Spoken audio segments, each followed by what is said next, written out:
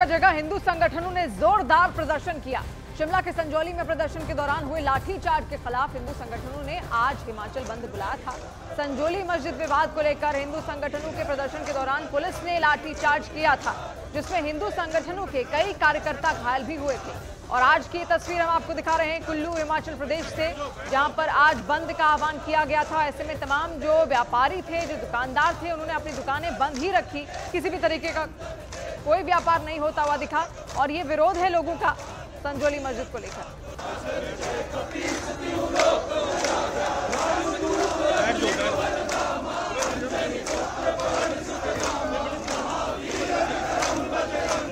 तो तस्वीरें आप देख रहे हैं, हनुमान चालीसा का पाठ यहां पर हो रहा है। और हनुमान चालीसा का पाठ बीते कई दिनों से लगातार संजौली मस्जिद को लेकर हुआ भी था, इससे पहले भी, क्योंकि लोगों का यह कहना था कि इस मस्जिद को ढा देना चाहिए, क्योंकि मस्जिद को अनुमति थी केवल 2 या 2.5 मंजिला बनाने की ही, लेकिन वो 5 मंजिला मस्जिद है।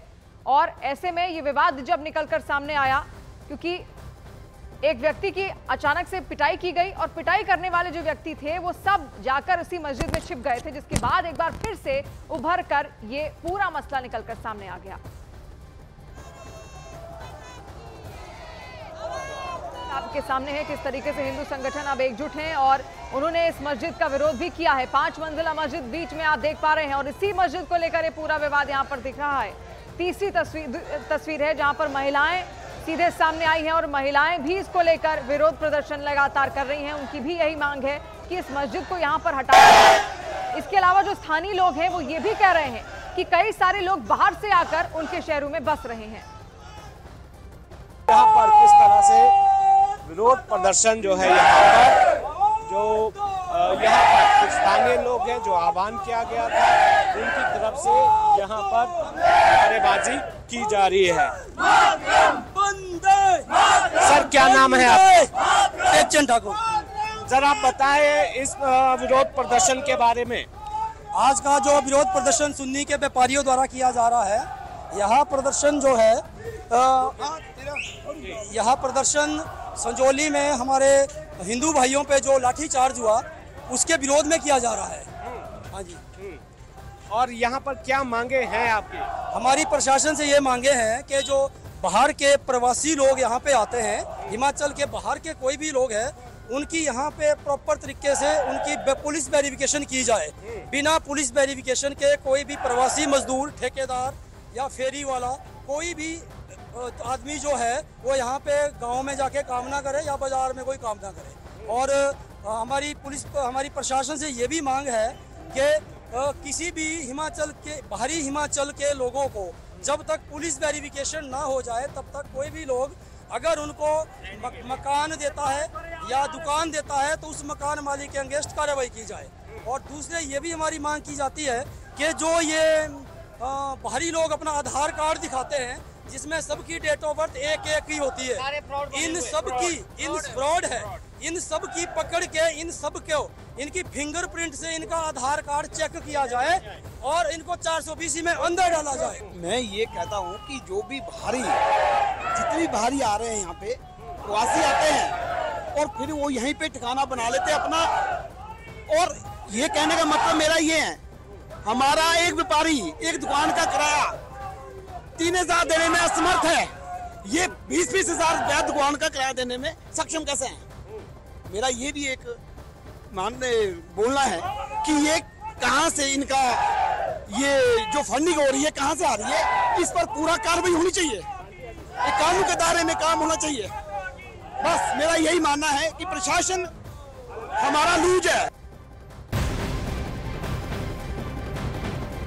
और केंद्रीय मंत्री गिरिराज सिंह ने शिमला और मंडी में मस्जिद विवाद पर बड़ा बयान दिया है। उन्होंने कहा कि हिमाचल के लोगों ने पूरे देश को एक बड़ा संदेश दिया है। साथ ही उन्होंने पूरे देश में शिमला मॉडल लागू करने की बात भी कही। हिमाचल प्रदेश ने पूरे देश के हिंदुओं को एक संदेश देने का काम किया है कि जहां हम इकट्ठे होंगे कोई हमें हरा नहीं सकता, कोई गौरी कोई मुगल दोबारा हरा नहीं सकता। बटोगे तो कटोगे वाली बात होगी। और हिमाचल को देखो, एक हो गए तो मस्जिद तोड़ना पड़ेगा। पूरे देश में मॉडल बनाना पड़ेगा। भारत है, भारत में अगर काशी मथुरा अयोध्या की पहचान नहीं रहेगी, ये मेरे आराध्य हैं, तो क्या दुनिया में हम जाएंगे पाकिस्तान और बांग्लादेश। बांग्लादेश में तो आपने देख लिया, हिंदुओं का कत्लेआम अभी भी हो रहा। पाकिस्तान में तो समाप्त ही हो गया, किसी की जुबान खुली क्या। इसीलिए शिमला मॉडल आज देश में होना चाहिए। और हिमाचल के मंडी में मस्जिद के अवैध निर्माण को गिराने का आदेश जारी किया गया है। नगर निगम ने अवैध निर्माण को गिराने के लिए मस्जिद कमेटी को 30 दिनों का समय दिया है। वहीं अगर 30 दिनों में मस्जिद नहीं तोड़ी गई तो नगर निगम खुद कार्रवाई करेगा। तो कार्रवाई यहां पर की जाएगी और कहा पहले ही नगर निगम की ओर से कह दिया गया है, अल्टीमेटम यहां पर 30 दिन का दे दिया गया है कि किसी भी तरीके से इस अवैध निर्माण को ढाया जाए, और अगर ऐसा नहीं होता हुआ दिखेगा 30 दिनों के अंदर तो फिर नगर निगम यहां पर अपना एक्शन लेगा। क्योंकि उसी को लेकर शिमला के लोगों ने ये विरोध दर्ज किया। उनकी लगातार मांग थी कि इस अवैध निर्माण को तोड़ा जाए। करते 6 सुनवाई हुई थी जब ये फैसला दिया गया।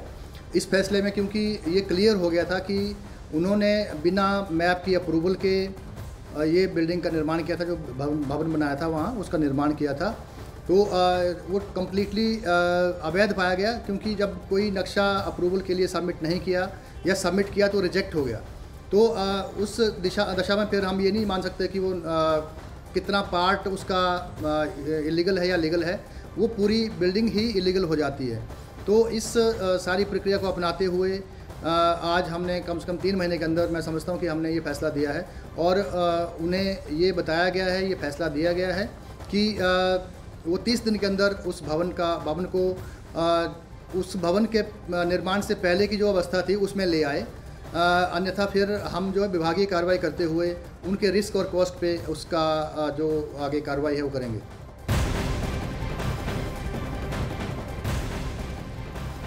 और जयपुर में हिट एंड रन की सनसनीखेज वारदात सामने आई, जहां पर तेज रफ्तार कार ने मोटरसाइकिल सवार को टक्कर मारी और इस हादसे में मोटरसाइकिल सवार की मौत भी हो गई है। हादसे के बाद कार ड्राइवर अब भी फरार है, उसकी तलाश लगातार यहां पर की जा रही है।